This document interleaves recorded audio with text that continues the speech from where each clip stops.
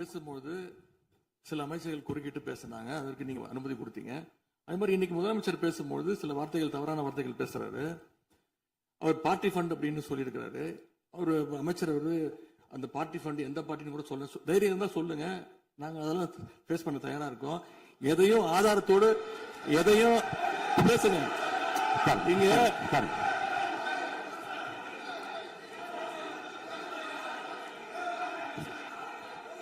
அது மாதிரி பேரவைத் தலைவர் அவர்களே, நேற்று நான் பேசி முடிஞ்சோடனே நீங்க அவை முடிஞ்சிருச்சுன்னு சொல்லிட்டீங்க. நாங்கெல்லாம் வீட்டுக்கு போயிட்டோம். வீட்டுக்கு போய் டிவி போட்டு பார்த்தா அங்க இன்னொரு அமைச்சர் இன்னும் பதில் சொல்லிட்டே இருந்திருக்கிறாரு. அதற்கெல்லாம் நாங்க இப்ப என்ன பதில் இது, என்ன மரபு இது? நீங்க இப்ப பேசிக்கிட்டே இருப்பீங்களா? நாங்க அதை பார்த்துக்கிட்டே இருக்கணுமா? அதே மாதிரி இன்னைக்கு முதலமைச்சர் அவர்கள் பேசும்போது நாங்களும் அமைதியா கேட்டுட்டு தான் இருந்தோம். ஆனா சில கருத்துக்கள் அவர் பேசும்போது அதை நாங்க அனுமதிக்க முடியாது. ஆதாரத்தோடு ஏதாவது பேசணும்னா, குற்றச்சாட்டுகள் சொல்லும் போது ஆதாரத்தோடு சொன்னீங்கன்னா அதை நாங்க ப்ரூவ் பண்றதுக்கு தயாராக இருக்கு. மாண்புமிகு உறுப்பினர் அவர்கள் இருங்க. நேற்று மாண்புமிகு எதிர்க்கட்சி தலைவர்கள் பேசியதும் மாண்புமிகு பொதுப்பணித்துறைகள் பேசியதும் ஆதாரம் இல்லாமல் பேசக்கூடாது என்று நான் சொன்னேன். ஆய்வு செய்து நீக்கப்பட வேண்டியது நீக்கும் என்று சொன்னேன். இப்போது மாண்புமிகு முதல்வர் அவர்கள் பேசி முடிக்கட்டும். நீங்கள் கூறிய கருத்துப்படி அதில் ஆதாரங்கள் இல்லாத குறிப்பாக இருந்தால் அதை நீக்குவதற்குரிய உரிமை எனக்கு இருக்கிறது. ஆய்வு செய்து நான் நடவடிக்கை எடுப்பேன். இப்போது மாண்புமிகு முதலமைச்சர் அவர்கள் பேசலாம். இந்த டாஸ்மாக் மாதிரியே பல டிபார்ட்மெண்ட்லயும் மறுபடியும் சொல்றேன், கட்சி நிதின்ற பேர்ல அடிச்ச கொள்ளைய ஒன்னா கவர்மெண்டோட கஜானாக்குள்ளேயே கொண்டு சேர்த்துக்கிட்டே இருக்கிறாங்க.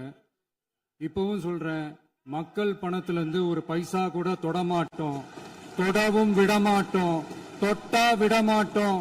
இதுக்கு முன்னாடி தொட்டவங்களையும் விடமாட்டோம்.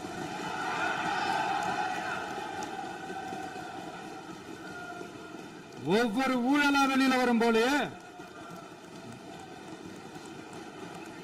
ஒவ்வொரு வேஷமா கலைஞ்சிரும் போலே, இங்க இருக்கிற நிறைய பேரு நடுங்கி போய் இதுல நம்ம மேல அவதூறு வேற. இப்ப புதுசா ஒரு வெப்பன் ஒண்ணு கொண்டு வந்திருக்காங்க. அது என்ன தெரியுமா? அவங்க தயவால தான் நம்ம ஆட்சி நடக்குதான். மக்கள் தயவால இந்த ஆட்சி நடந்துகிட்டு இருக்கு. மனசாட்சி உள்ள சக்திகளோட ஆதரவால இந்த ஆட்சி நடந்துகிட்டு இருக்கு. நாங்க தான் அனுப்பி வச்சோம் அப்படின்றாங்களே. அனுப்பி வச்சவங்களுக்கு மினிஸ்ட்ரியில இடம் கொடுத்தா ஏன் கதறீங்க? ஏன் இவ்வளவு கோவம்? ஏன் இவ்வளவு கதறல்? இதுல இன்னொரு முக்கியமான விஷயம், மார்க்சிஸ்ட் கம்யூனிஸ்ட் கட்சி நமக்கு ஆதரவு கொடுத்தது சுயேட்சையா எடுத்த முடிவுன்னு சொல்றாங்க. அதே மாதிரி இந்திய கம்யூனிஸ்ட் கட்சி நமக்கு ஆதரவு கொடுத்தது சுயேட்சையா எடுத்த முடிவுன்னு சொல்றாங்க. இதுல எங்க இருந்து நாங்க தான் அனுப்பி வச்சோம்னா புரியலையே. மக்களுக்கு நல்லா புரியும். எல்லாத்தையும் தெளிவா பார்த்துக்கிட்டு இருக்கிறாங்க.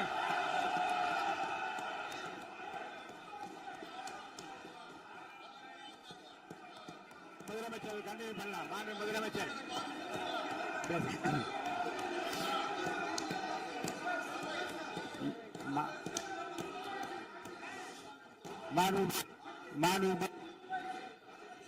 முதலமைச்சர் கண்டினியூ பண்ணலாம்.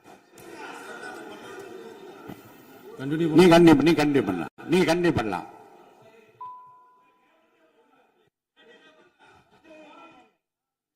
இந்த சமூக நீதி அரசுன்னு சொல்றவங்களை பார்த்து கேட்கிறேன், நம்ம பட்டியலின சகோதரர்களுக்கு எத்தனை அமைச்சர் பதவி கொடுத்தீங்கன்னு கொஞ்சம் சொல்ல முடியுமா?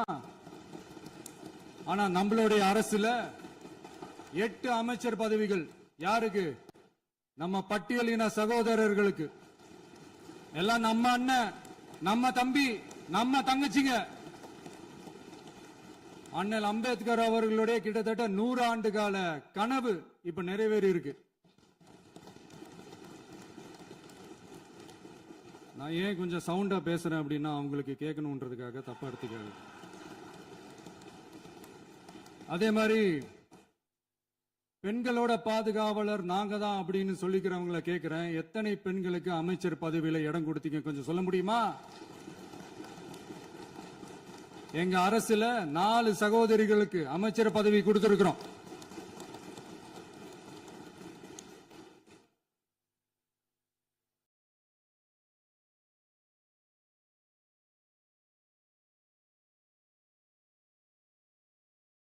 அதனால மக்களால் நிராகரிக்கப்பட்டு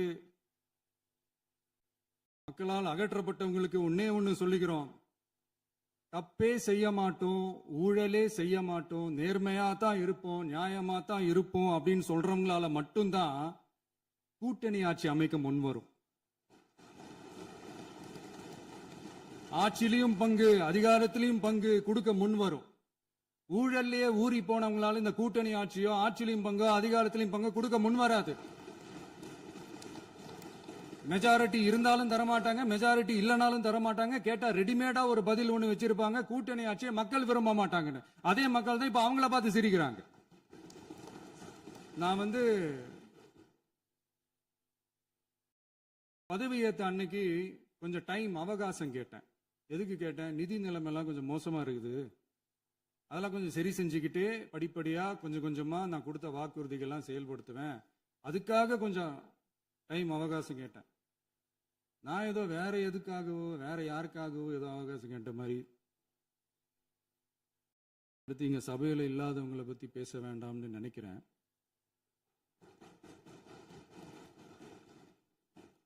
இங்க நம்மளை பத்தி அவதூறு பரப்புறதோட மட்டும் இல்லாம இப்ப நம்ம மக்கள் மேலேயும் அவதூறு பரப்ப ஆரம்பிச்சிட்டாங்க. மக்கள் நமக்கு ஓட்டு போட்டது தப்பா, குடும்பம் குடும்பமா நமக்கு ஆதரிச்சது தப்பா. இது இப்ப இல்ல, நான் சொல்றது எம்ஜிஆர் அவர்கள் காலத்திலிருந்தே. அப்பவே அவர் ஜெயிச்சப்போ அதே மக்களை தப்பு தப்பா பேசுறது. மக்கள் என்ன பண்ணிட்டாங்க, எம்ஜிஆர் என்ன பண்ணிட்டாரு, எம்ஜிஆர் என்ன இது பண்ணிட்டாரு. 50 வருஷமா ஒரே டெக்னிக்கா.